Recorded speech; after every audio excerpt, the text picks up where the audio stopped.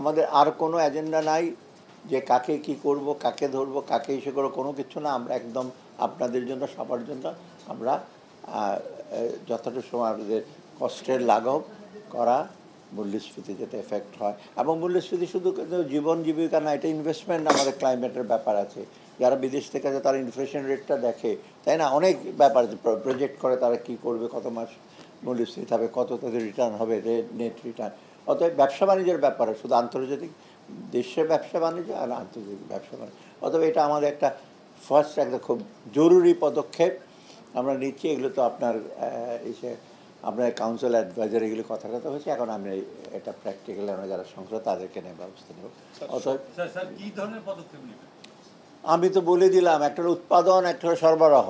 এভাবে বলেন, উৎপাদনে আপনারা জানেনই তো কী কী করতে হবে, কৃষি উপকরণ, কৃষি সিজন আসে কীভাবে তাদেরকে হেল্প করতে হবে। আবার উৎপাদন করলে যথেষ্ট না, বাজারে আসবে কীভাবে, বিভিন্ন কারণ আছে, বাজারে আসে না, বিভিন্ন কারণ আছে, মূল্য বেড়ে যায়। সেই কারণগুলো আপনারা আমার চেয়ে বেটার জানেন।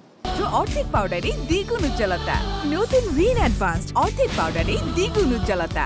কিন্তু মাননীয় উপদেষ্টা, এর অতীতে আমরা দেখেছি যে সিন্ডিকেটের কারণে নাকি এই যে দ্রব্যমূল্য বাড়ে প্রতি সময়, সেগুলো কি আপনারা নজরে আনছেন? নজরে আনা হয়েছে, কথা হয়েছে, একেবারে আমাদের নজর এখন পর্যন্ত কিছু এড়ায় নাই।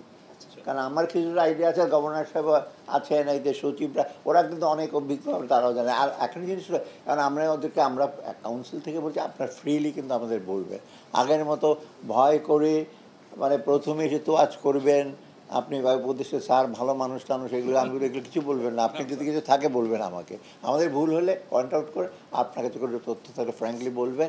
অর্থাৎ আগের মতো গোপন টোপন কিছু থাকবে না।